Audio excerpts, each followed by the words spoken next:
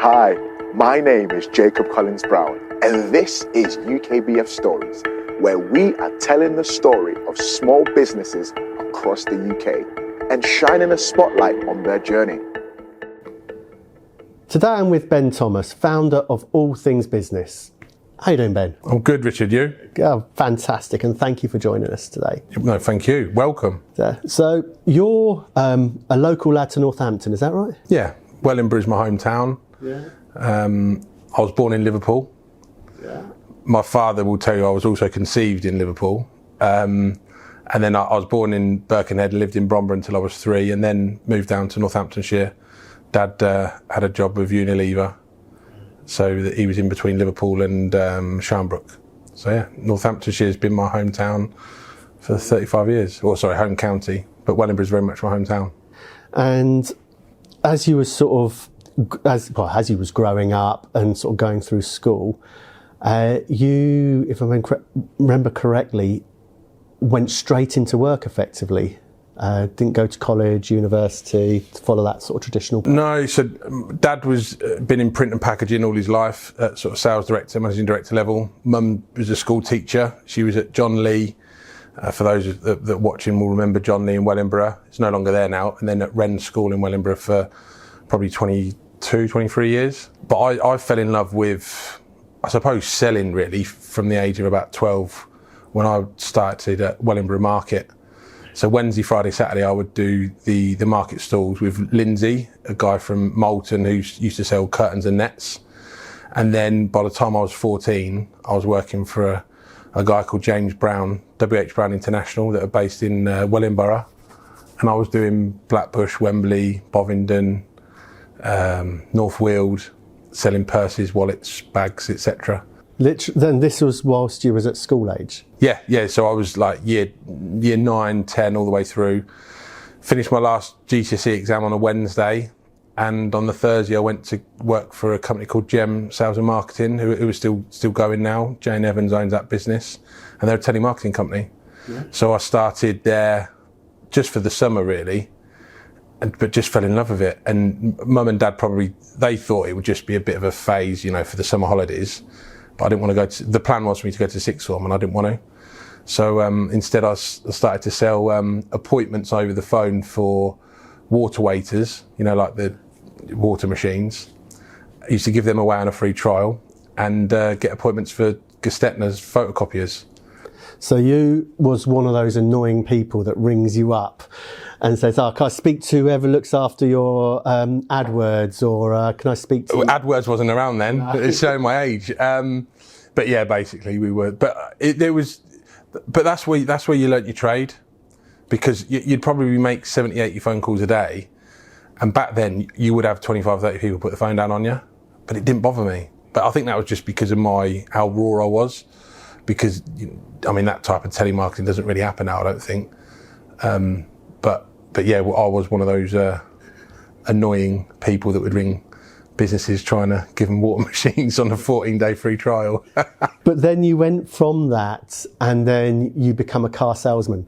Yeah, so I loved my time at Gem. Really cut my teeth there, because it was just all on the phone, and I made some good friends there. And then I don't know how I ended up over at Croyland.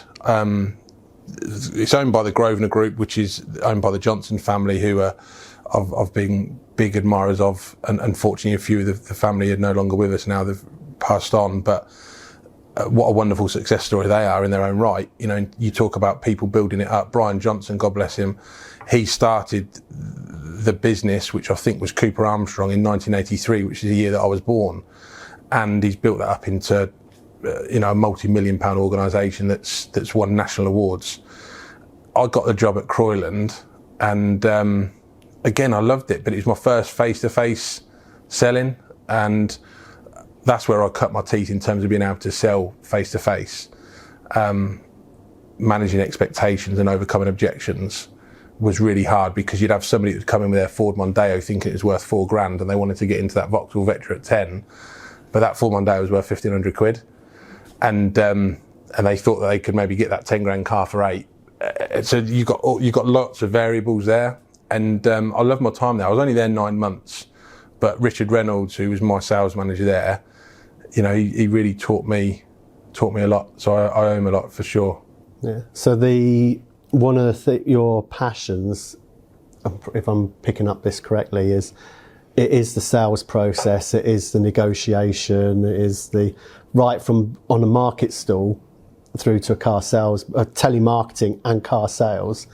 These are all what I see as quite challenging, high pressure sales types environments. Yeah, I don't think it was high. I don't know if looking back if it was high pressure for me because of how young I was, but you can't, even to this day, you can't beat the feeling of when you get a sale over the phone or face to face, or if it comes in on email, you just get that buzz. But for me, I've been fascinated by business. So, you know, the selling is one element, but it's that business process. It's that route to market.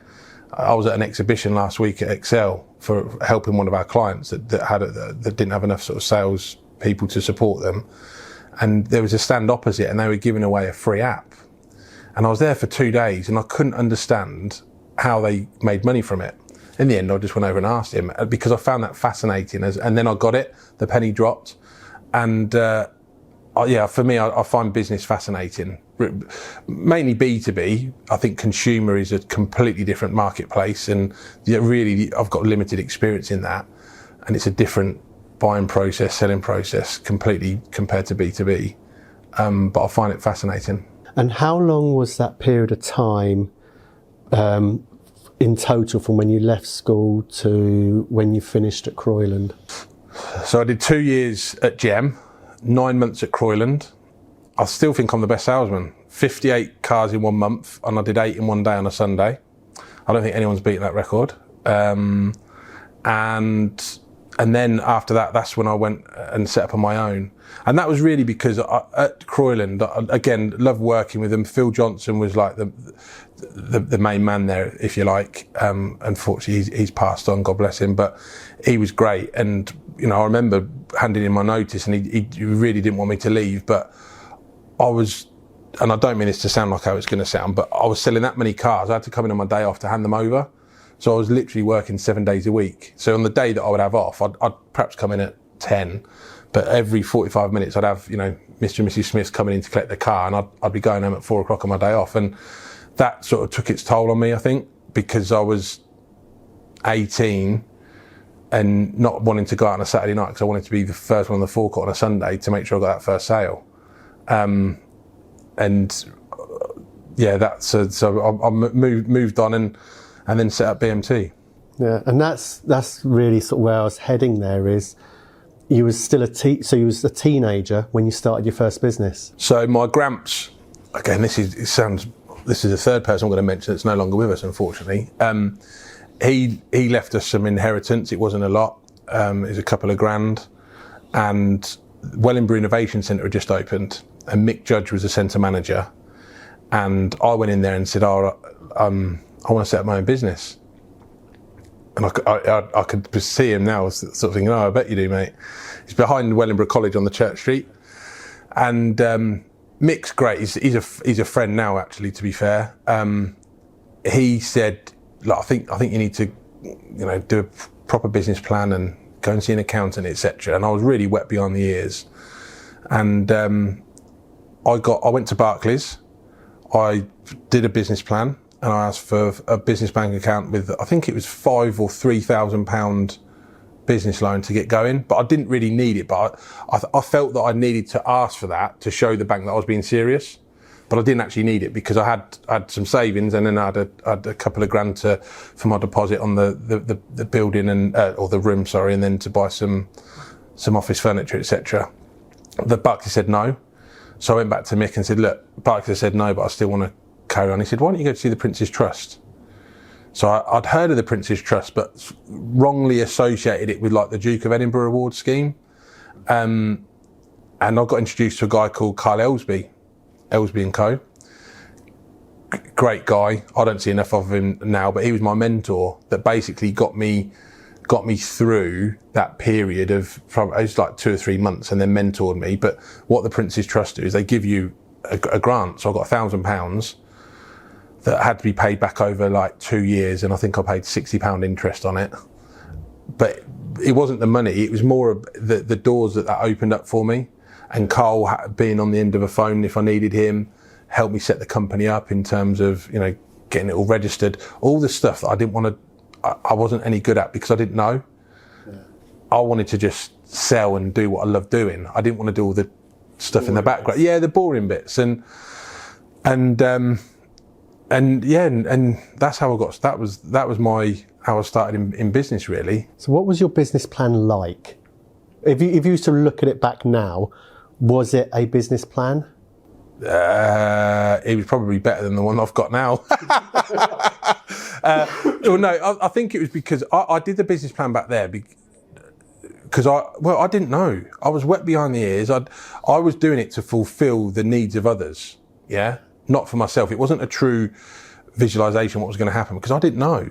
I knew what I wanted to do. I wanted to be a telemarketing consultant because I was great on the phone, and I could make appointments because then it was more around lead generation. You weren't actually selling things over the phone. It's more about opportunities and opening the doors, and I was fantastic at that. So what kit did you need? So when you think back to sort of that startup, they're going and having a chat with the bank, saying you needed sort of 3-5k, had you costed accurately your startup costs at that point? Yeah, I knew what my overheads were each month, and I think I did that for, I think it was for 6 months. And I think some of the feedback was that they wanted like a 5-year business plan. Listen, at our level, I think if you're a multi-million pound organisation in some sectors, yes, you need to do 5-year business plans. But for a business, a startup like that, a 5-year business plan, in my opinion, it's not worth the paper it's written on, because there's so many variables that are going to happen between then and the end of year 1, let alone the end of year 2 and year 3. But for me, it was the basics. Just know your numbers. You know, what are your overheads and what do you need to break even. That they were the fundamentals for me. Yeah. And when you went to the Prince's Trust, as you mentioned, that sort of opened up doors. Yeah. And Carl Ellsby, I know Carl Ellsby. So I was really sort of interested to see that he was your mentor, because I wasn't aware that that's what he did. Yeah, he goes under the radar a lot. He does loads of really good stuff, not just for the Prince's Trust, but yeah. So how, when you say open doors, sort of being part of the Prince's Trust, what we're talking here, what impact that make? So you've got a panel of people. It's almost like a bit like a Dragon's Den, sort of, because you've ultimately got a panel of, I think it was 5 people that decide if it's, you know, yes or no. But they've all got experience in life and business, both of which are equally as important. You don't have to be a business owner, in my opinion, to give somebody good life experience. They're both very valuable. But then it was, you should come to this event. And have you heard about the Wellingborough Chamber of Commerce? This is what they do. Have you heard? And I actually heard about Northamptonshire Chamber of Commerce as a result of the Prince's Trust panel. And there were 2 ladies that had an office out of Moulton Park. I've forgotten their names now. Really nice ladies that were, you know, put on this earth to make a difference and do good and really help people. Unfortunately, the office in Northampton got closed, and I don't know if they retired or if they went, but I think the nearest Prince's Trust office now is in Leicester. But it was just opening up the door and saying, you should come to this event. And that's where I discovered networking events. And at the age of 18, 19, I would go to the opening of an envelope, Richard. In fact, I probably met you there, and you know, if there was that envelope opening. Yeah, if there was, you know, quite often I'd go to a breakfast event, a lunch event, and an afternoon event. And I think my opinion of networking events now have changed a lot in more recent years, and I'm now my focus is more around quality over quantity. But back then I went to everything because I was hungry, and I wanted to meet as many people as I could. There's quite a prolific networker back in the day who sort of done the rounds and that. So I understand you sort of bumped into that chap as well. Which one? Michael Markham. Yeah, what a man. So Michael Markham, I haven't seen him for years, but what a guy. He would light up a room. Any room he would go into, he would light up. And I think he was one of the founders of Stanair, which is obviously a very successful company in Kettering. And I didn't know his sort of background. And one of the first chamber events that I went to, Northamptonshire Chamber of Commerce events, was at the Marriott, the Delapret Marriott. And, I thought it was great. Table of 10, and they had a sort of a captain monitor, if you like, to sort of host. And he stood up, and the charity of the year at the time was the Prince's Trust. And he stood up giving this very powerful, emotive talk around the Prince's Trust about how it helped people. And he also shared some of his background as growing up as well. That, the Prince's Trust is to help make a difference to people that have, perhaps been abused growing up, or have had difficulties with, drugs or alcohol, etc. And I knew he was going to come to me at some point to just introduce me to everyone. And then as he sort of ended on that speech, which was very powerful, he said, and, I'd like to put your hands together, ladies and gentlemen, for the latest sort of Prince's Trust grantee, Ben Thomas. And I was like, oh, does everybody think that I've, maybe had challenges in, because that wasn't the case at how I found Prince's Trust, but that was what they were sort of known for, if you like, at the time. And I don't know if you've seen the Prince's Trust Awards on ITV, and there are some, they do an amazing work and often don't get the recognition that they deserve on a more regional basis. But Prince Charles came to the fish market when it was opened, before it became the bus shelter. And I was asked to be one of the businesses that he met with. And he asked me the same question that you did a few minutes ago. So tell me about your business, Ben. So I did. So you're one of those annoying people that rings up trying to sell double glazing. And I think I said something. No, I think I said something like, oh, "No, Your Honour," or something like that. And it was a real good icebreaker. But I've got a lovely photograph of him talking to me that's on my mum and dad's mantelpiece. And every year I still get a Christmas card from him, from the Prince's Trust, but in his own ink, not a printed one. Dear Ben, best wishes, Prince Charles, which, I cherish every year, because they did genuinely set me on the path of business. Fantastic story. And at a point, so you started your own business at a really young age. Yeah. Which is not uncommon, but says a lot about sort of the frustration of sort of taking control of basically your own life. But then you took employment and went to work for the Business Times. Yeah. Before moving on to the Business Times, what happened with BMT? So my brother was, I think, my second or third employee. And when I got to £250,000 turnover, which I think was the end of our second year, my dad was sort of approaching, not retirement, but he wanted to sort of slow down a little bit, if you like. He was commuting to London or Kent at the time. He was working for a company called Swan Packaging. And I think Dad then probably, knowing my dad like I do, and on reflection, he probably thought, actually, do you know what, Ben might be onto something here. So he said, look, I couldn't do all the admin stuff. I just wanted to sell. And I wasn't a business owner. I was in terms of title, and I might have had the job title as managing director, but I wasn't an MD. I wasn't a business owner. I was just a very, very good salesperson, and I could win business, but we didn't have the right processes and stuff. So Dad came on board and he took care of all that stuff, which he's very good at. My brother was working with us as well, and to be honest, it tore the family apart. Me and my brother didn't get on. If he said that was tea, I'd say it was coffee, and it was terrible, really. And we didn't speak for a few years. I missed out on his wedding. He missed out on the birth of my one of my children. Oh, bloody hell! But Mum and Dad were the ones that really suffered there, because you got your two siblings, your two boys that you do everything for, just at each other's throat. So 08-09 came, and that was obviously the big crash. And I'd just won a job with my dad. We went up to Doncaster, and we won a company called Construction Skills Academy, or Construction Skills something.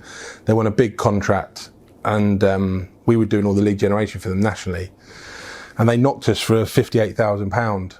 And me and Dad, we didn't take a salary for months. Mum and Dad were probably, they were better set up financially, that they could take that hit. I was like, don't worry, I don't want to lose anybody. We'll get through this. I'd never been through a recession before, I hadn't, so I didn't know what was coming. And I think the thing that really got it for me was I had my daughter and my wife, Vicky. Sorry, she's my wife now. We weren't married at the time, and she rang me, and she'd had a knock on the door from the council because they'd been told that we were going to be made homeless, because the house was going to be taken away from me because I'd been behind on my mortgage repayments, and that was because I hadn't taken a salary for about 6 months. So, and that was when I knew I had to take action.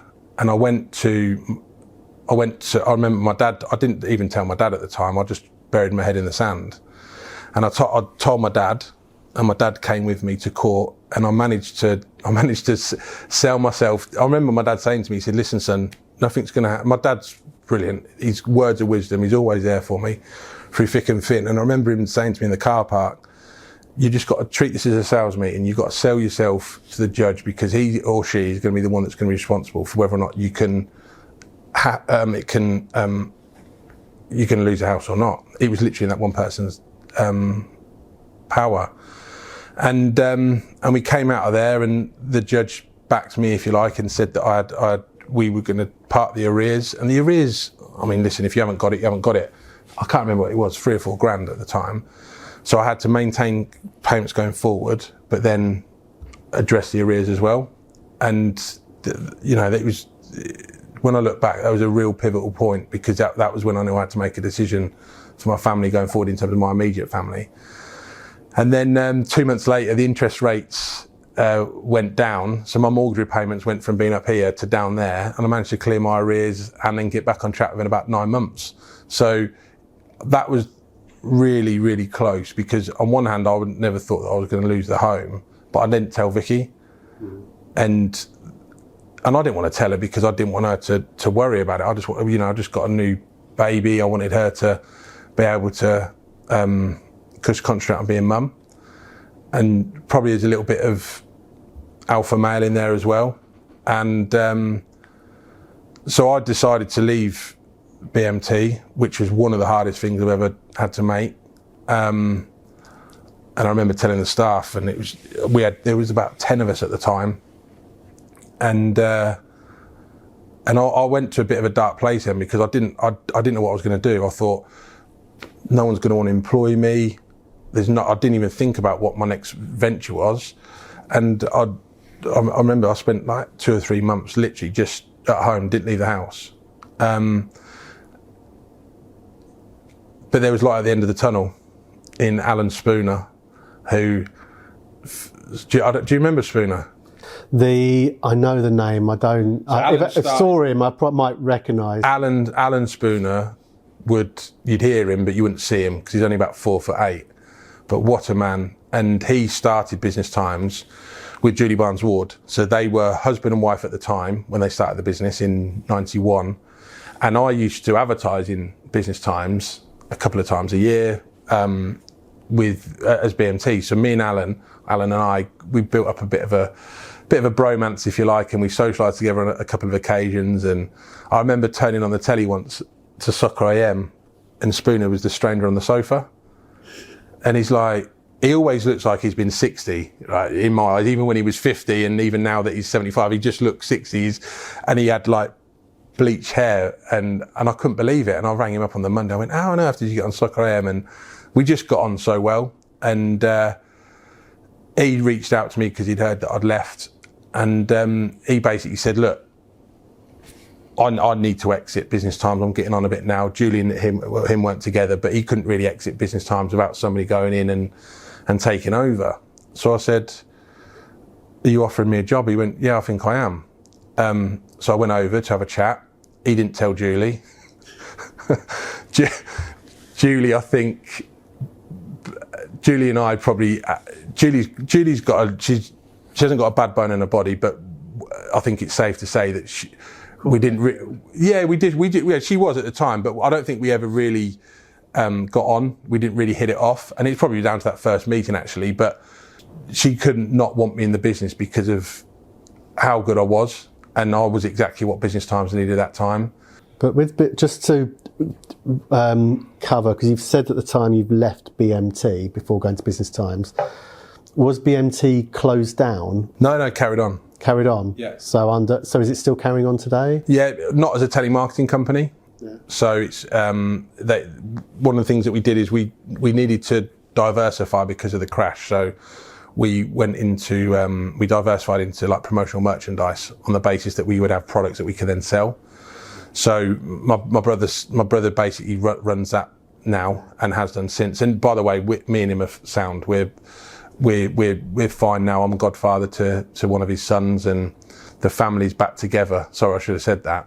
So we had a terrible 4 or 5 years where, you know, I'd ring mum and dad to make sure that he wasn't going round there, and Christmas was horrible because you know, all of that stuff went on. But now we're very much, you know, back together. It's a commonly repeated stat that 50% of business partnerships break down in the first year. That wasn't in year one though. That was in year that was in 08, 09. So I was like 20. So that was like year 6, year 7. So you've been working as a family, brothers together in the business for that period of time. Looking back, Jack weren't working really. He was a good lad, but he was But he was living his life. He didn't have the responsibilities that I did, and I think I don't have regrets really, but I think if I had my time again, I would probably do things slightly different. Yeah. But he's doing great. He's got a really good business in terms of how it's not telemarketing, but it's promotional merchandise, and they do a lot of good stuff. You touched on it earlier, but sort of male bravado, alpha male. Do you think? For the past few years, particularly during the pandemic, there's been a lot more awareness of mental health, male mental health. Yeah. And I'm as guilty as the next person.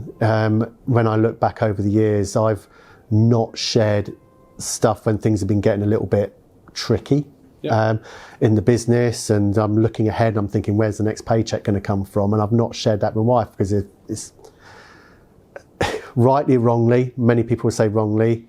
For me, that's my job. I've got to deal with that. So I'm not going to burden her with it. I'm going to deal with it. I'm going to find a way of making it work. Yeah. Is that how it felt? Oh, massively. And I think if there's the pandemic, there are a couple of good things that have come out of the pandemic.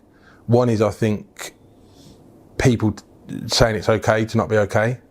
Even though people have been beating that drum beforehand, now it's really got home that it's fine. You know, if you, God forbid, you slip up out of here and you can't walk, you're going to go to hospital and you're going to get x-rayed and you're going to have the right physio to get back to what you were like before you fell. But with your brain and with your mental health and your mind, there isn't anything.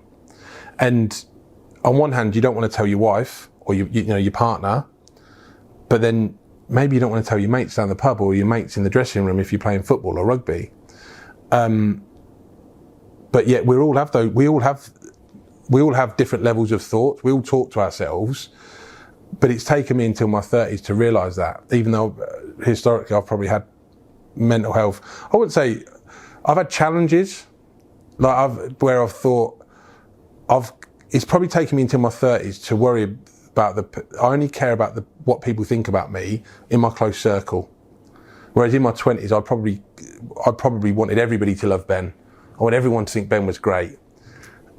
Now, everyone's entitled to their own opinion, and I'm not really bothered. I mean, if I had the choice, of course you'd want people to like you, but the people that really matter to me, you can probably only count on 2 hands, really, which is quite sad considering the amount of people that we know.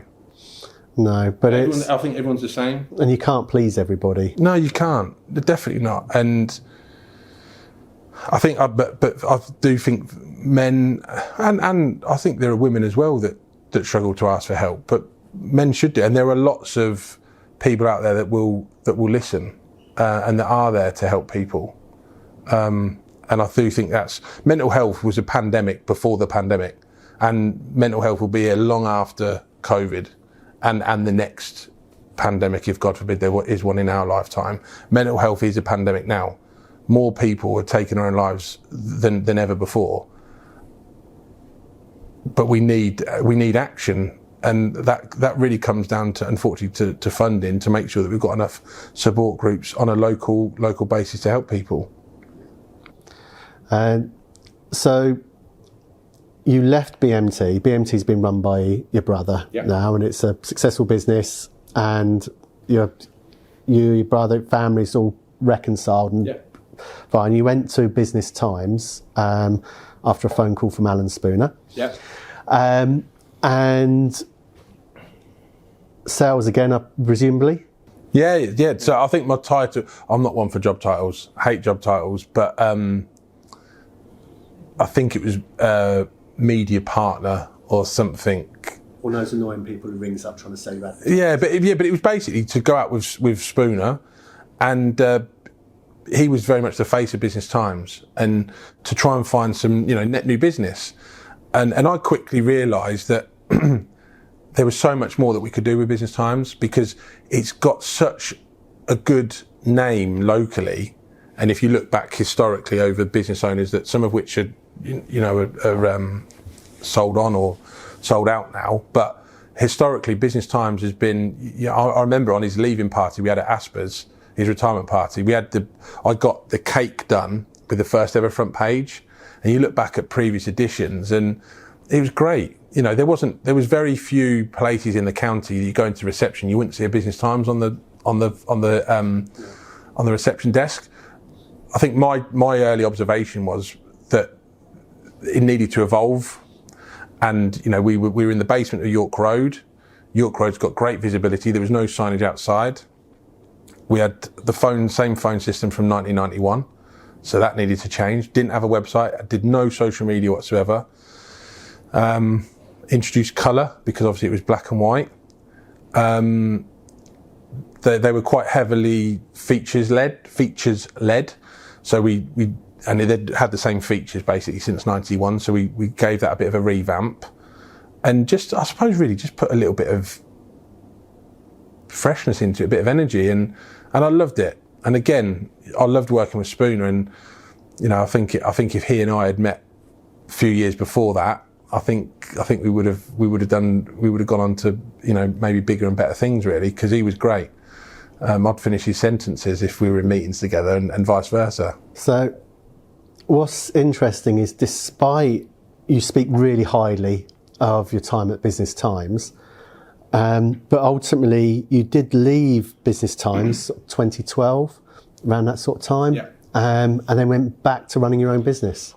Yeah, so Alan had left the business, and it was just me and Julie, and we just couldn't get on with each other, really, if I'm honest, and it was almost becoming a little bit, I'm not going to say toxic, but there were days, I say to my team now, if ever there's a Sunday night and you think, I don't want to come to work tomorrow, that's the beginning of the end, because you're losing your sort of, I don't want anyone to ever feel like, oh, I've got to come to work, because that's not good. It's not good for your mental health, and it's not good for my business either.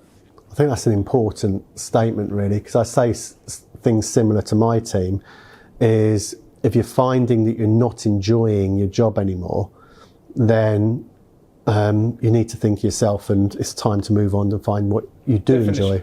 And this is one of Spooner's great sayings, definition of madness. You do the same repeated exercise, but you expect a different outcome. You've got to make a change, and some people you've got to be accountable for yourself as well, and people have circumstances that change outside of work that impacts that. And there came a time, and I can't remember, I won't go into the specifics, and I just thought, no, this is it. And at the time, Dan Harding and Chris Burton, they have a business called All Things Code, and I'd instructed them to develop an app and a website for Business Times. So bearing in mind, I'm the customer and they're the supplier, but I knew them from previous, if you like, so they were trusted, and I just loved how they worked and how they questioned me and held me accountable. Because I've got this idea here and I want it to look like that, but I don't do this bit. Well, what about this, Ben? And have you thought about that? And I was like, no, I haven't. I hadn't done a website before in terms of that journey. And I was really impressed with them. And my sort of frustrations probably at working at Business Times had come out, and there were certain things that I felt we should be doing that were the basics, really, in my eyes. You know, if you're a publisher, your data, etc., etc. And I can't remember how it came about, but it was just, you know, conversation. Right, I want to do something differently. And originally, it wasn't about starting up as a publication, as a business publication. I wanted to do something different and come out, because I was conscious of, again, worrying about what people think. Oh yeah, you're just setting up in competition, and I didn't want it to be like that. So the first year was all around us being a sports marketing agency, because I felt that we could offer a niche for professional athletes that were coming to the end of their career, regardless of sport, although we were particularly strong in a few sports. Is this sort of like the talent management? Yeah. I mean, we look after Steve Thompson and we look after Kelly Smith. Steve obviously won the World Cup in 2003 with England, Rugby World Cup, and Kelly is England's greatest ever female footballer. But both of them don't have a career after football, after rugby. And that is actually not uncommon, unless you're in the elite level where you've invested wisely, or you've earned so much money that you don't have to worry about work. Where you get an opportunity on TV or something. The top 5%, yeah, but working on TV doesn't necessarily, that might pay for a few bills, but it doesn't pay for all of them. And it depends on, yeah. And yeah, if you look at what a professional athlete has had to go through to get to the elite level, discipline, punctuality, professionalism, protein, in terms of their diet, etc., being part of a team sport, being able to travel away from home and leave family, etc., be completely dedicated. Those are very, very transferable skills into business. So I felt that there was an opportunity for us to make a difference there. And we worked with a few people in darts, we worked with a few people in football, but we didn't really sort of nail it in terms of, right, this is a great scalable business now. So what we did is we stuck with the people that were loyal to us, and started looking after businesses' social media, because looking after social media and creating content for these athletes that were coming to the end of their career was important, because if they grow their following, brands want to engage with them. Whereas some brands will say, right, unless you've got 100,000 followers on Instagram, I can't talk to you. Unless you've got 50,000 followers on Twitter, we can't talk to you. So this is, just to clarify, so the All Things Business, when I think of that, I think of the publication. Yeah. So is this what All Things Business started off before the publication? Or yeah, so that part of the business is called All Things Management. Right. All Things Business is the publication, which basically came at the end of probably the first year. And that's where we launched a business publication, initially specifically for Northamptonshire. Editorially led, different, clean, fresh design, modern feel, good quality print, quality stories, 60-40 split in terms of 60% of the content would be paid for, 40% would be sourced, which is unheard of in publishing. I don't know if it's the same now, but when I was at Business Times, it was 95% was paid for, 5% was sourced, you know, the fillers and stuff. And I felt that, you know, whether you like it or not in publishing, most of the best performing stories are the ones that aren't associated with advertising. But that's what gets you your following. That's what gives your advertisers the great value for money in terms of return on investment. You know, having an advert either side of an engaging piece is giving the advertiser greater value for money than maybe being next to a piece that's paid for that isn't as engaging. And so we did that, and within a couple of years became Northamptonshire's most read business publication. And that's still print. So I feel it's important to mention that you started he effectively started a magazine. Yeah. And in print, at a time was there's a drive towards digital. And when we think about sort of like your typical newspaper type publication, you see their print volumes going down. What are you seeing? I believe there'll always be a place for print. But like most businesses and sectors, you need to constantly monitor, and we do that on a monthly basis in terms of facts and figures. But you need to make the news readily available. And the fact is, Richard, the day that we go to print might be on a Wednesday. The day that Postman Pat delivers it to 6,500 businesses is on a Monday. We've probably updated our website with 10 new news stories. Because when there's a merger or an acquisition, unless it's part of a more strategic marketing campaign, for example, they just put it out there and it's hot news for that day or maybe those few days that week. If you're on a printed monthly cycle, and this used to happen when I was at Business Times, oh, you've missed that print. Oh, well, I don't want to go in the next edition because it'll be, what's happened over the next 4 weeks. So we need to make sure that we've got a strong digital presence. We've got an interactive website in terms of it being updated daily and being engaging, and let people come to us with their news, because we want us to be a hub for the local business community that we can then give added value. And a lot of the stuff that we do, all things business, doesn't relate to an invoice, because it's about building that brand and making sure that we are first for business news. Many businesses will come to us with that news in advance to say, listen, I'm just teeing you up that this is going to happen and we'd like you to get on board, and we'll get on board and see how we can interact with them in terms of email marketing or video work, etc. And others, it might just be a press release that we get. But for us, the digital audience is growing, the social media audience is growing.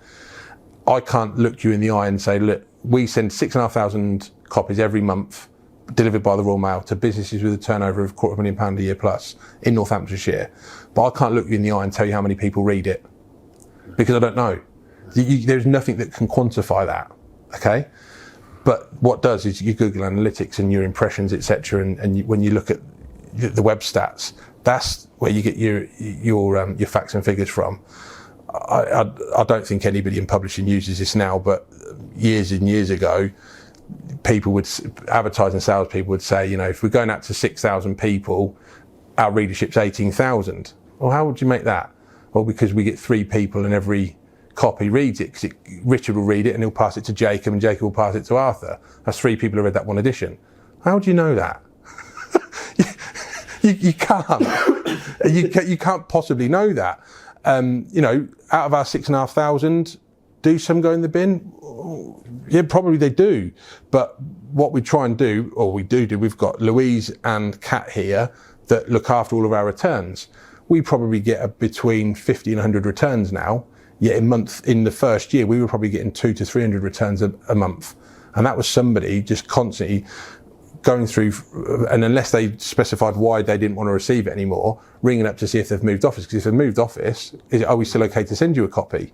And you've got to look after that database. That data is so important to any marketing campaign, whether you're a publisher, an estate agent, recruitment company, whatever you are in business. Data is so important, and that's our most valuable asset, and we have to keep on top of that every month.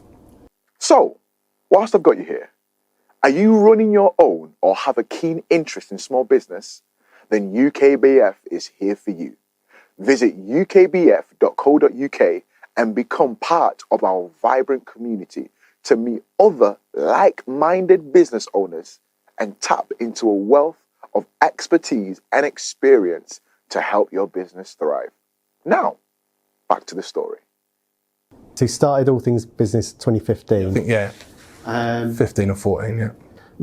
Now I'm aware we can't talk about specifics because of legal reasons, but an event happened in 2019 that, is it fair to say, nearly sort of pushed you under, or nearly sort of broke itself? Yeah. So, I mean, that was probably my most worst time as a business owner. And I mean, Dan Harding was my business partner at the time, along with Chris Burton.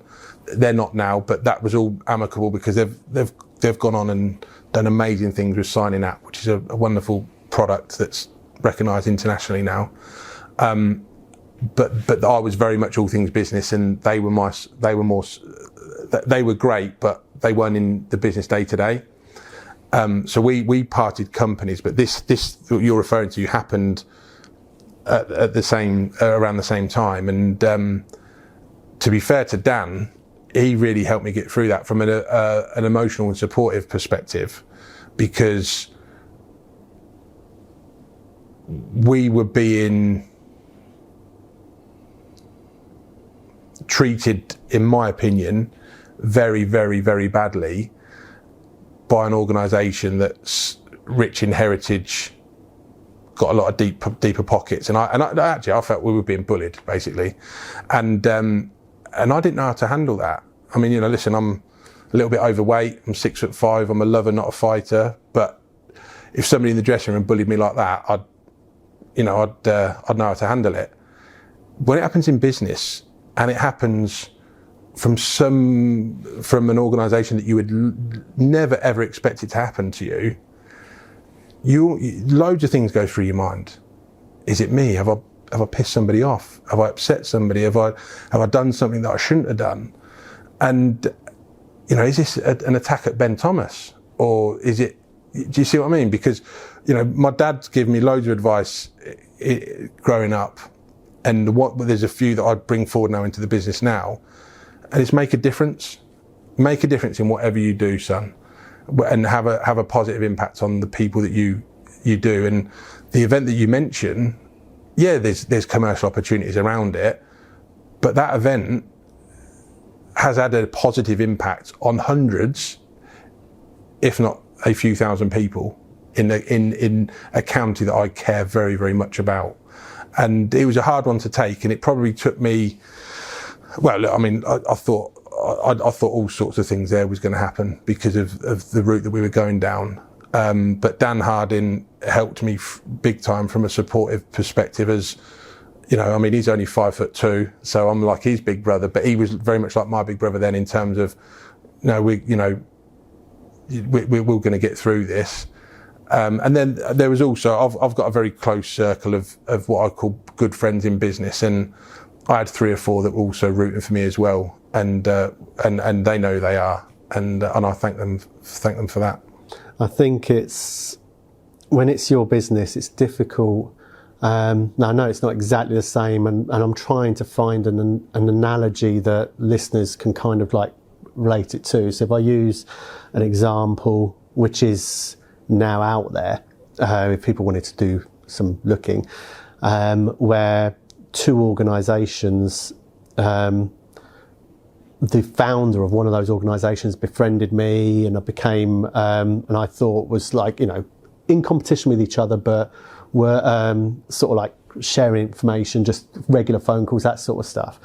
And then next thing I know, 2 of the biggest players in the industry that I worked within started suing me, and completely out of the blue, never saw it coming, and being bullied in that environment. For me personally, it happened whilst my wife was pregnant with our second child, and she started having panic attacks and things, and I nearly walked away from the business myself because I thought, this is jeopardising my wife's pregnancy. Yeah.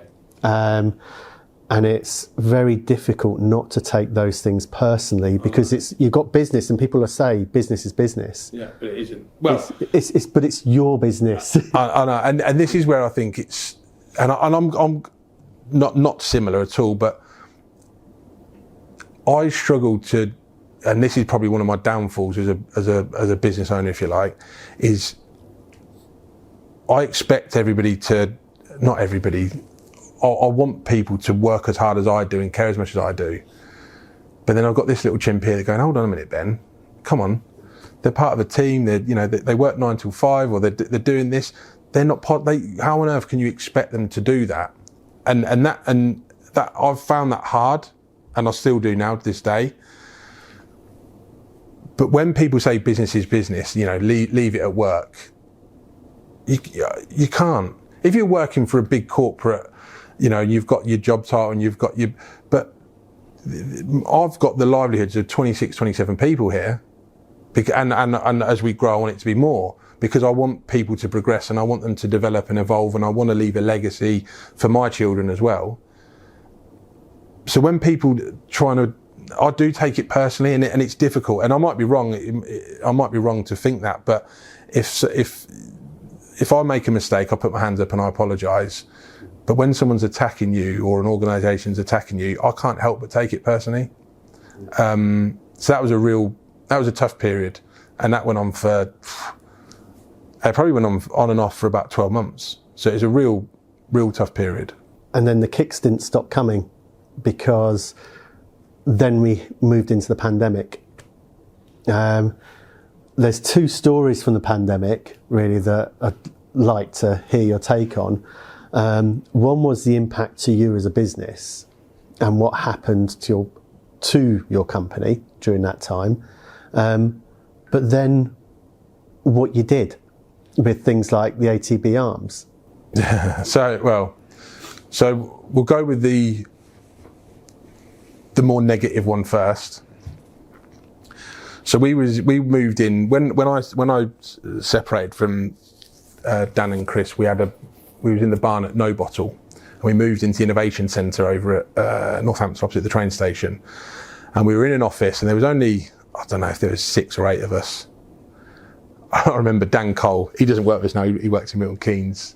Great guy, but he always used to come in on a Monday, and he never had a desk to sit at. It was, you look back on these sort of fond little quirky memories, and things were going well for us. And I said to our landlord, "Can we move to a bigger office?" And he went, "Well, we've got this one here, but it was massive." And they did us a little bit of a deal. So this one was £600 a month, and that one was £3,000 a month. I left it a month or two and did a couple of rejections, needed to win a bit more work. And I said, okay, we'll do it. So we signed the paperwork on the Friday. Don't quote me on this, but I think it was the 19th of March. I might be wrong. Got the keys, moved bits and pieces in over the weekend. On Monday, the 22nd, lockdown happened.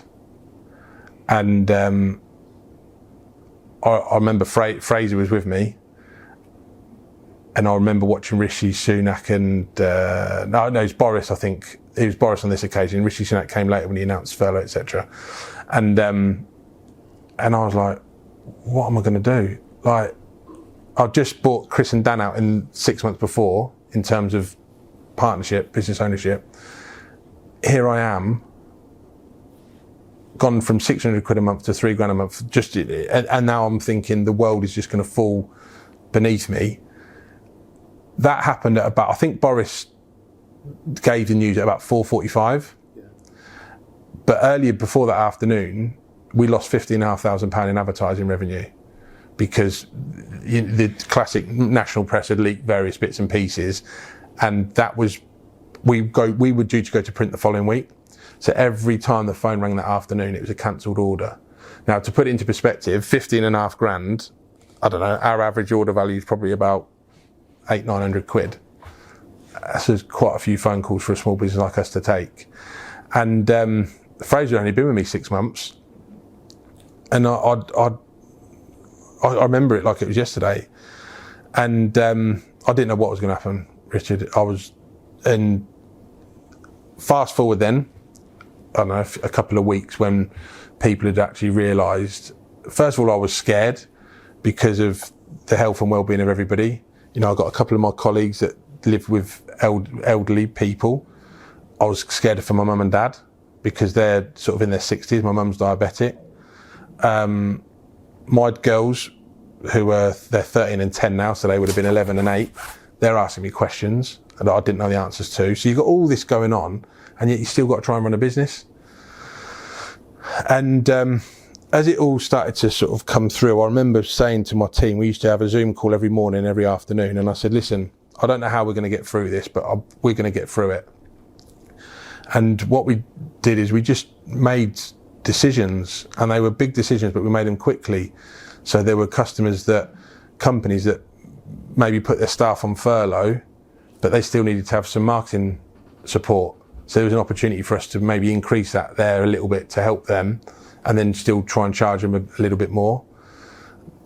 We decided that we weren't going to send All Things Business out. We went online with All Things Business as an online edition, but then we also gave people the option to receive it at home.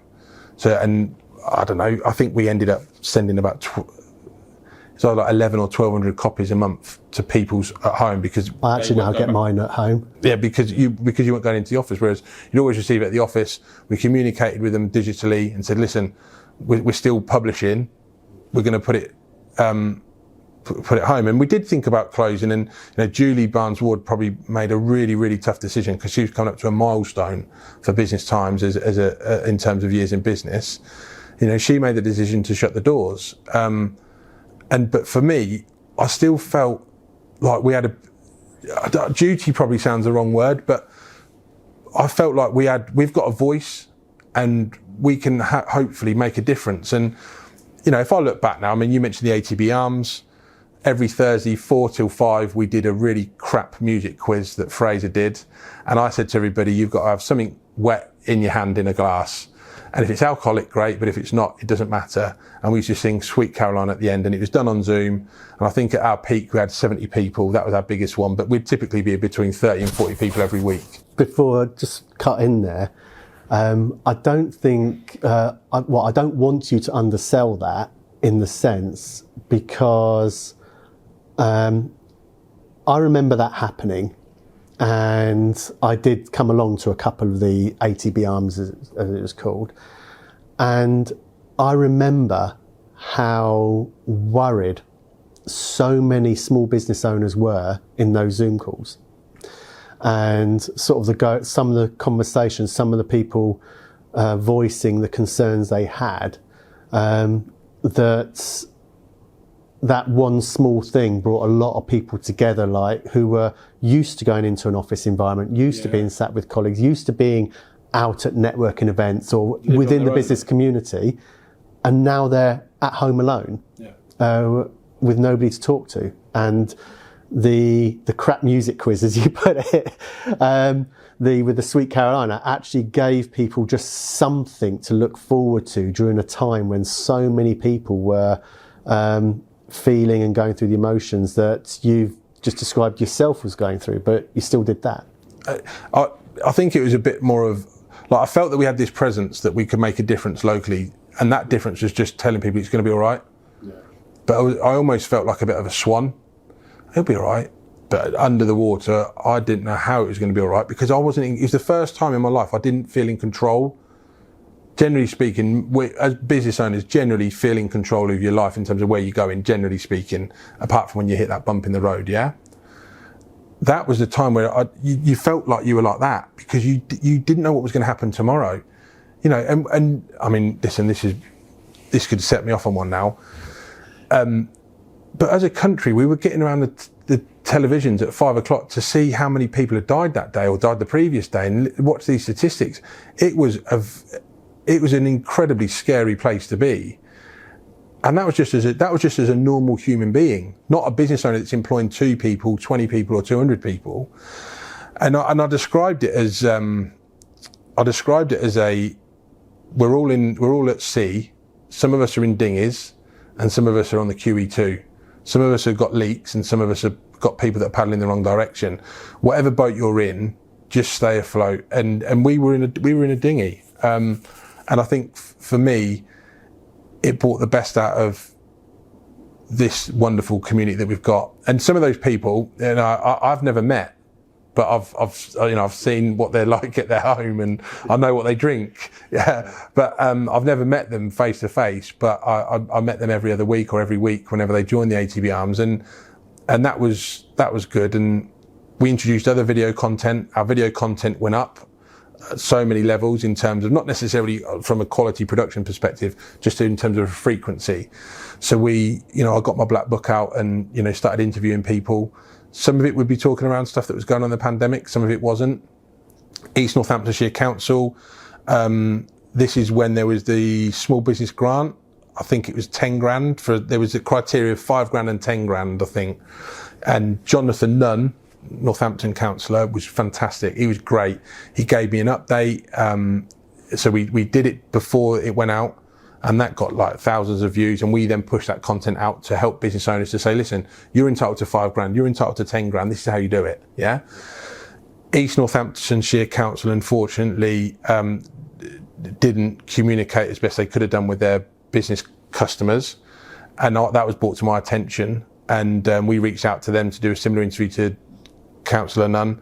They refused, so in the end I rang the chief exec's PA and said, look, we're publishing this story tomorrow that basically says that you're not helping the business community, because somebody contacted us and said that they had a very poor uptake in grant applications, and quickly I got a response from the communications director there, or the communications officer, and the grants were then publicised on their social media, on their homepage. We then helped to promote that to our readers, the recipients of All Things Business in the East Northampton area. And I probably got about 25, 30 emails of thanks from people that had, as a result of that, had then applied for it. And it's little things like that. There's no commercial gain for us there, but if I've got the opportunity to help a business when they're in a terrible situation like we all were, why wouldn't I do that? Why wouldn't I do that? So, and then we did some quirky stuff, you know. Razor Ruddock interviewed Robbie Williams from LA in his house, but on our platform. I interviewed Sir Captain Tom, God bless him, and we introduced this An Evening With. So when we're out of the pandemic, which restaurant you're going to go to, it's got to be one locally really, and which 3 people you're going to take, past or present.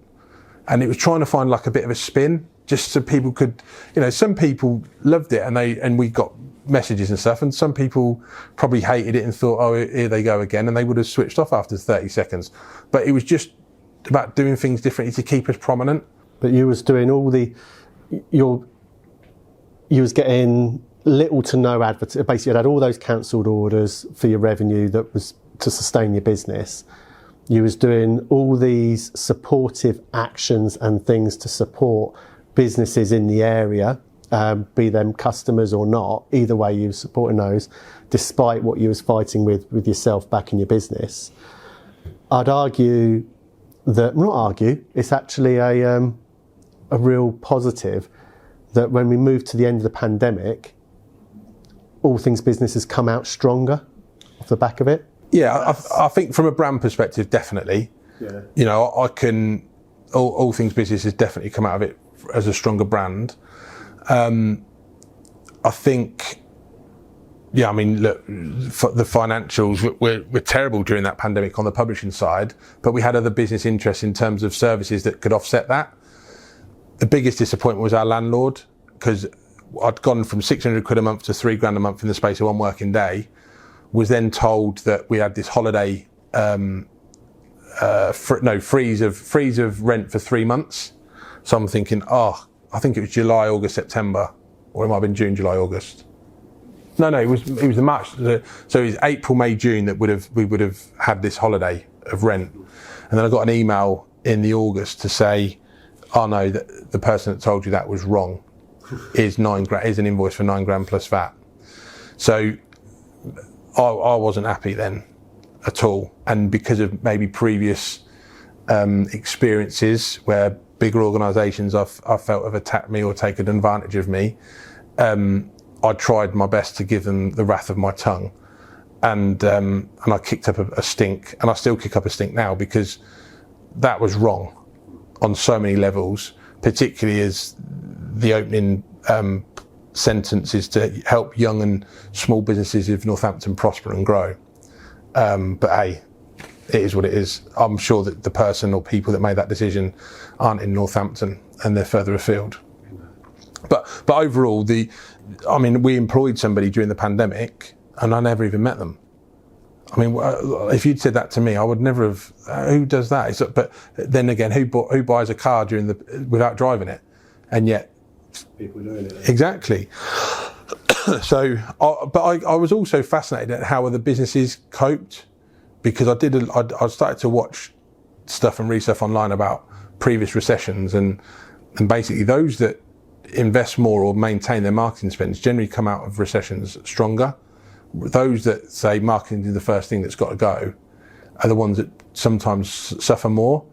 And I tried to keep hold on of a lot of that. And then I also admired how other businesses were doing it. And, you know, we had a couple of customers that actually increased their advertising spend with us in all things business during that time. As we move now towards sort of the current day and we're out the other end of the pandemic, COVID's still around. I'm sat here having had it for the first time a couple of weeks ago. All negative, we're all fine. Don't worry, I'm fine with that. You're expanding. You're going through a merger at the moment. Yeah. So we're with. So here we are in our new offices. This is your first time here, isn't it? It is. Yeah. So we moved into this office space in between Christmas and New Year, and I reached out to Rocket, a company that are very well respected in Northamptonshire and further afield, and sort of February time. Had a few conversations, all went well. So it's all going through at the moment, although we are operating from here at the moment, and we have been for the last, where are we now? 2 months. So that's all going through. So the paperwork with the professionals, and that will all get signed in the coming weeks. So, but yeah, exciting times ahead. I'm learning about change and, you know, people, and going from managing a relatively, I mean, listen, we're still a small business, but relatively small team to a bigger team brings its own challenges, and I'm learning. I didn't go to university of you know, how to be a managing director. I haven't got any honours or degrees, etc. So I'm very much self-learning. I love it. I get most decisions right, but there are a couple that I get wrong, and I just got to learn from them. But exciting times ahead for sure. So, being as somebody who's not studied business, you just said you're learning it on the fly. You've started a business twice now. What makes you do it? What makes you choose to take on all that responsibility of trying to run a business and do things that you've never studied, you've never learned, you presumably know or don't know what you don't know, but still decide to do it anyway? Great question. I think the one thing that I love about my life, professional life, this is because my personal life has suffered as a result of the business. And what I mean by that is there's been times where the family have suffered, if you like, and they've had to make sacrifices. But I've got a very supportive wife, and my kids are great. They understand if dad can't come to that thing at school, or which is bad, and I have made those changes in more recently. But if daddy's got to be in London for 2 days, or he's got to be down at the Excel and stay away for 3 days, they understand the reasons why. No one week in my life is the same. And I say this to the team as well. Every Friday when I drive home at work, when I look back at what we've achieved as a company in that week and the differences that we've made for our customers and for our own business, that's what makes me proud.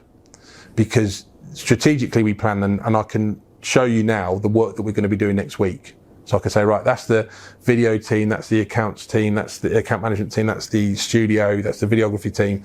This is the work that we're doing next week. These are the stories that we're going to be writing for all things business. This is the supporting stuff we're doing. But on Tuesday morning at 10 o'clock, that could all go out the window. And it's the reactiveness to it because of what happens with customer demands, etc. So to answer your question, it's the buzz, the fire in the belly keeps me going in terms of no one week is the same. Do you think there's a particular trait for entrepreneurs that sort of relish the chaos almost? I don't know. I mean, when I look at entrepreneurs, I look at people like, yourself, Dan Harding. I think Northamptonshire is blessed with lots of entrepreneurs, and I'm not an entrepreneur. I don't know if I aspire to be one, but I might have entrepreneurial traits in terms of diversification, etc. But when I look up what I call proper entrepreneurs, I look at them and not in awe, but I really look up to them. Established business leaders that have done really, really well over longevity. And I don't know if that is a little bit of, there probably is that element of, I think they're all probably swans, in terms of having a little bit of chaos internally. But I admire all of them, really. So I don't know if that answers your question or not. I don't know, we'll roll back to that in a minute then. All right, okay. So, because we've spoken about your journey through your business life. We've reached a point where you're currently, all things business is going through a merger, the business is about to expand. We've covered that during a time when you had a couple of quite significant kicks in your business life, and despite that, for no financial gain during that time, you did quite a lot to support businesses in the area, and then alongside that, you've also, with a couple of other people as well, set up, for example, the Northamptonshire Schools and Business Alliance. Yeah.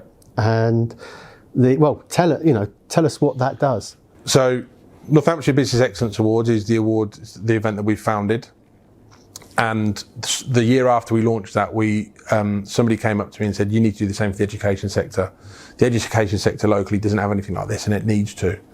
So education's always been close to my heart because obviously my mum. I look back on the amazing work that my mum did, going above and beyond for children, giving, maybe my old football boots, for example, once I went from a size 9 to a 10, she'd make me polish them and then she'd give them to a child at school and stuff like that, yeah?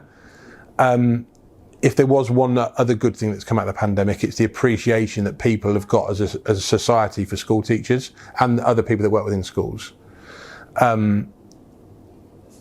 We saw quickly that there was not a big gap, but there was a gap between the local business community and the local education sector. And while SEMLEP, who do an amazing work across the region, the people that, Vicky Morton, for example, does a great job, but Northamptonshire is a big old place. You probably need 4 Vicky Mortons to do that. So really what I said, listen, why don't we come up with an alliance that brings together those that want to get involved with education and business. And SEMLEP are on board, and Vicky comes along to those meetings. They happen every quarter. We beg, steal or borrow a venue, and we ask the host to put on, refreshments, and we just facilitate that. And that's because business needs education and education needs business. The managing directors of tomorrow are in a primary school or a secondary school within 30 miles of this office. Yeah. Why should we lose good tech coders, marketing, engineers, sales professionals to Manchester or to London or to Birmingham or to Peterborough or to Cambridge when we've got a thriving business community here? And the thing that I was shocked about was not enough schools, or not many schools, do as much work experience as what they used to. Too many schools are using suppliers that don't have an NN postcode, and businesses don't engage as much with schools in terms of going in for the world of work days and inspiring year 11 students or year 10 students or year 5 and 6. And again, I felt that we could make a difference. And you have to be careful, because at the end of the day, we're a business, not a charity. But that's our CSR. That's the bit that makes me feel proud. If I'm having Sunday dinner with my mum and dad and I tell them about the NSBA, I can't summarise that in 10 minutes for them, because they need a bit longer to process it, and my dad he'll question me and stuff. But that makes me feel good with them as well. And already we've seen so many success stories where businesses are now working with schools, where you've got directors that are now active governors of schools, because that was one of the key things that we found with schools locally is they want active governors. They just don't want governors to say, yeah, you know, it looks good on my LinkedIn profile to say I'm a governor, or it looks good to say, you know, on my resume. They want to make a difference in those schools, and we've already, that's happened. There's been some sponsorship opportunities where companies have sponsored playground equipment and stuff, and some work placement as well. I think we've got somebody coming in here in a couple of weeks' time, actually for 2 weeks. That's happened as a result of the NSBA. So it's just about making a difference and bringing the schools and the businesses together and say, look, talk. But education's always something that's at the forefront of my mind, because you was also very instrumental in creating the Tech Together campaign during the pandemic. Yeah. So again, the pandemic, you hear about these negative news cells, if you like, on a national basis, and I'd never heard of digital poverty. You take for granted that the internet's readily available and that everybody has the internet, and then you think about kids that are learning from home because of the pandemic, and then when you hear that little Johnny, little Lisa and little David have got one laptop between them and therefore they can't learn at the same time, you then go, wow, that ain't right. That isn't right. So I came into work one day and I said, look, guys, I've just heard this on the radio. We can make a difference here. And Fraser said, look, go on, and what are we going to do? And I said, right, I want a campaign to reach out to the business community to say, empty your drawers or your IT cupboard. How many old laptops or iPads or whatever have you got there? And let's see if we can get these refurbished somehow and redistribute them to schools in Northamptonshire, and then they can then give them to the homes. And reach out to John Thorpe, who's a good mutual friend of ours, and he just got behind it. And Richard Kipling, who's one of his tech engineers, he gave up his weekends and evenings. I think there was even one weekend where he took his kids in to help him to basically make sure that they were ready. Because Louise, who works for me, she was great. She was going here, there and everywhere to collect them. I think we had just over 600 devices given to us, but only about 400 passed the MOT, if you like. The rest of them were unfortunately, didn't survive. But that's 400 families or 400 kids that have now got them.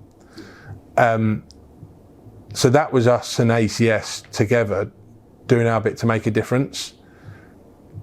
The sad thing in that is, being in that situation, but that is sustainable. And in my opinion, local government should be able to continue. Now, they can either pay us to do that as a business, and I can, say, right, Louise can run that contract and she can spend 2 days a week on it to make sure that maintains, or they can just go and do it themselves. But that model works. We've proven that it works.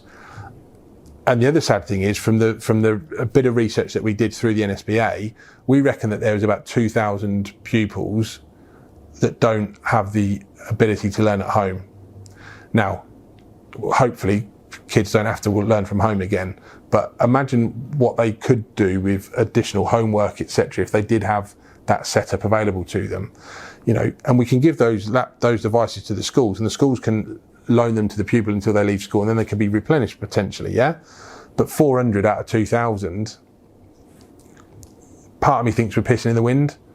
But there's 400 kids more than it wasn't, but that should be 2,000. We shouldn't have digital poverty in Northamptonshire when you've got the great business community that we've got. I've got no doubt in my mind we could solve that within a year. But why should it fall on All Things Business and Ben Thomas and Louise Garrett and Richard Kipling and John Thorpe and ACS to do that when we've proven it's worked? Give that to local government and say, look, we've proven it's worked. Now go and solve that problem. And that's an interesting question. So before I roll back to what I asked earlier, there's another organisation or another sort of personal cause that you support. Kelly, if I write this down, We Mind the Kelly Matters. Yeah. Yeah. So during the pandemic, actually, I think this was just before. This was like in the February time. There's a lad I went to school with called Eugene Parbury, who committed suicide. And Eugene, I remember him from school. We were friends on Facebook, but I didn't like keep in touch with him. But he was just someone, if I saw him in the street, I'd say hello. He's one of those guys that I knew. And incredibly sad. And when I learned about that, and then the pandemic was only a matter of weeks away, I thought to myself, I've had my challenges with mental health in the past, and I thought this could get a lot worse. So the team, again, I went into the office one day. I come in sometimes with these ideas, and I imagine the team probably go, here he goes again. And I said, look, we've got an opportunity to make a difference here. So I reached out to my account manager at Clearview, the advertising board. And there's an advertising board in Wellingborough near the embankment. And it had nothing on it. So I reached out to her and I said, listen, this is what I want to do. Can you help me? I want to put together a campaign that says Wellingborough Cares. And it is all about, we did this campaign, and it was just to say, people of Wellingborough, if you're struggling, ring one of these support agencies. And Alex Goldsmith, who's the CEO of Medigold Health, I reached out. He got wind of what I was doing, and he just said, Ben, I love what you're doing. I want to share the cost with you. And I'd already got, like, Clearview had done us an extremely good rate, so we were only talking hundreds of pounds. But it was to Alex, it wouldn't have mattered if it was hundreds or thousands. He wanted to make a difference with me because he's a Wellingborough lad as well. And I then got introduced to John Hewitt, John Hewitt founded the Glazewright Group, and that was based in Wellingborough. And ironically, his parents used to live next door to my mum and dad.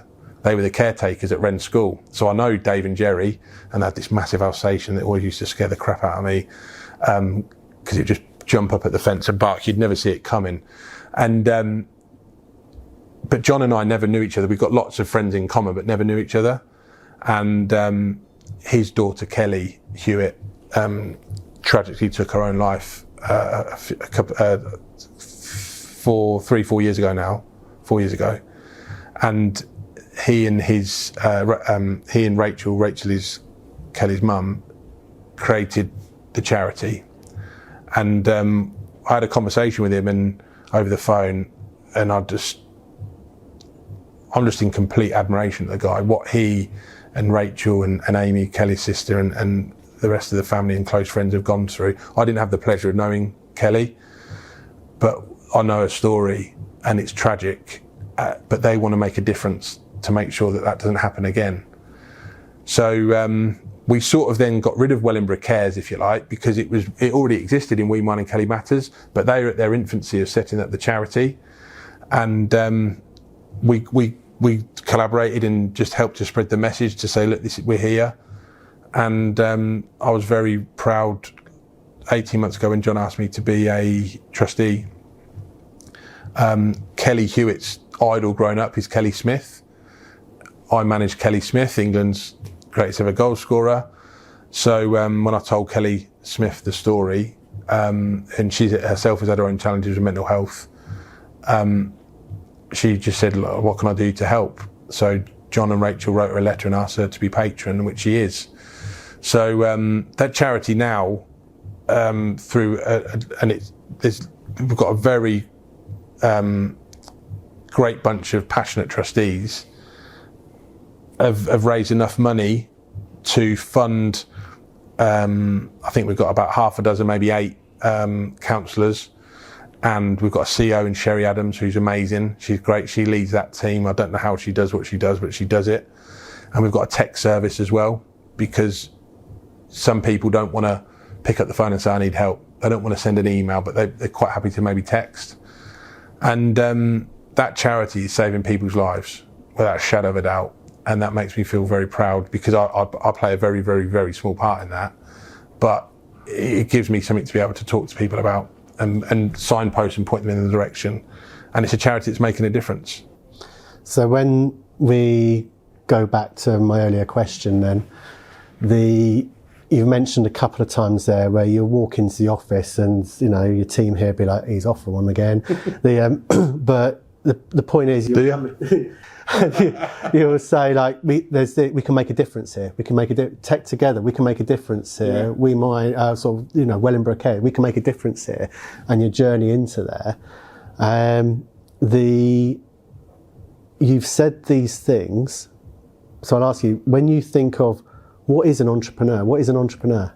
An entrepreneur to me is somebody that's, and this might even be the wrong definition, but in my mind, it's somebody that's got multiple businesses and is very successful, both financially and maybe including that successful mergers and acquisitions, successful selling of businesses, sales of businesses, yeah? And this is going to sound cheesy, but I don't think entrepreneurs call themselves entrepreneurs either. I'm not a big. You'll never find entrepreneur on one of my LinkedIn profile, and I think you look at Dragon's Den. They're serial. Peter Jones is a serial entrepreneur. Lord Sugar, serial entrepreneur, because they understand business, they understand the scale of it, and I just don't. I'm not in that league. Listen, I don't know if I want to be, because I've got enough. Look at my head. I've got enough on my plate at the moment, as you can see, overactive knife and fork. I've got enough on my plate at the moment. I don't know if I think a true entrepreneur would scale a business, take a business like mine, yeah, make it franchisable and make all things business in every, I don't know, in another 20 counties. That's a proper entrepreneur, in my opinion. Is that a proper entrepreneur, or is that just somebody who's good at business? Well, that's an interesting question. I'd say that's a real entrepreneur. Yeah. Don't get me wrong. I've probably got entrepreneurial traits, and I might see things differently. But I don't know. I don't put myself in that league of entrepreneurs. And I don't. If you were to refer to me as one, I would feel really. That would make me feel awkward. It would be really awkward. So don't. Okay. So. You're going through your merger at the moment. There'll be more coming on that as the time comes out, probably by the time this podcast comes out. We've just sort of gone through why you do this. Is there a milestone or a point in time where you would sit back and just say, I've done it? Well, I have milestones, like for the business. But they're not like 3 and 5 year business plans. They're annual. I have an annual plan. I have one eye maybe on next year as well, but I'm always working 12 months ahead, and then I break it down into quarters. And I've done that since the pandemic, because I did do a 5-year business plan after I bought Chris and Dan out, and that got ripped up 3 months later because of the pandemic, or 6 months later. So I do have milestones. I've probably only, some of those have changed significantly, and that's probably because more dictated by family. You know, I've got a 13-year-old daughter, and I started this journey. My first wobble in business, my first bump in the road came when Taylor was born, and the fact that she could be in business or could be leaving, well, we'll probably be leaving the family home in 4 or 5 years' time, is bloody scary. And I think there's maybe parts of her childhood that I've missed out on, which makes me feel sad sometimes. Bo is 10, and I think I haven't missed out on as much maybe with her. And Rocco's my little centre half, he's 3, and I'm determined not to miss out on as much of his. So some of my milestones are certainly more family orientated, and that might sound strange, because I don't know if I'm on my own here, Richard, but all of my milestones really have been business focused. It's only been in recent years that they've been family focused, and I've beaten myself up about that. I felt really guilty about that. Well, when did that shift? Or was there a particular trigger that caused that to shift? I think probably the pandemic has. Probably this last 18 months. Because on one hand, the pandemic has shown the great inhumanity within our local community, yeah? but it's also shown, in my opinion, that this country is not in the best hands. And I'm not going to go down the political route here, because I don't trust any politician. I've members of parliament are called MPs, and I've got a different terminology for MPs. But I've found that quite scary.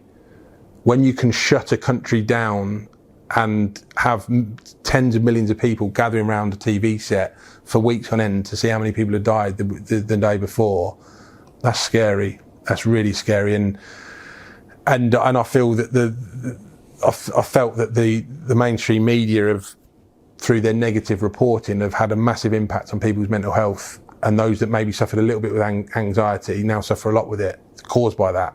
So I think, to answer your question, I think the pandemic has definitely been a turning point for me in terms of being more family focused now, and being grateful for what I have got, what we have got, rather than what we haven't. Whereas I think before that, it was always reaching for the stars and, let's do another 25%, let's do another 20%, whereas it isn't. My mindset's shifted quite a lot there. So life is finite. At some point it comes to an end. So how would you like to be remembered? What, on my gravestone? Yeah, on your gravestone. Oh, bloody hell, Richard. I thought we'd end on a high. We'll have a glass of tequila on the way out. Ben Merville Thomas, the man that tried to make a difference. You'll never walk alone. Never walk alone. I like that. But I think the key point, and something which I've picked out from this conversation, is for whatever reason that seems to drive you, listen to you talk today, and whatever you've got hitting you within your own business, there always seems to be a point where you're looking at see where you can make a difference. Yeah, I think that's down to my mum and dad, the way I've been brought up. Yeah. Be kind. Manners cost nothing. And I do believe in karma. And I think if you treat, again, my dad, treat people how you want to be treated, Ben. I gave you your name, and it's a good name. If you mess it up, it's down to you. And he told me that from a very young age, and I used to think, oh, whatever, Dad, But he's right. And treat people how you want to be treated. If everybody did that, this world that we live in would be a lot better. But unfortunately, it isn't. And I think, for me, it's just, if I want my team to come into work every day and want to be here, I want to make a difference for them. I encourage them all to have vision boards. Some of them do. So I don't know. Some of them probably think, oh, he's off on one again. But I know for a fact, the ones that have got vision boards are the ones that have gone on that holiday or have achieved that thing that they wanted to do, or are now on the property ladder, and they've achieved those things because it was the last thing they look at night. It's the first thing they look at in the morning. And if I can make their life better whilst they work with me, because I've got an obligation to them. Where if they're on this journey with me and they leave after 3 years, 5 years, 10 years, I have to make them a better individual from the moment they leave to the moment they started with me. And I think, generally speaking, everybody that works with me, I can look them in the eye and say, yeah, I've definitely done that with you. And it's just, be kind. I think that's a great one to finish on. Thank you very much for sharing your story there. And I look forward to seeing how the journey continues. Cheers, mate. Okay. Thank you for listening. Remember to like, share, and subscribe to help spread the stories of small businesses across the UK.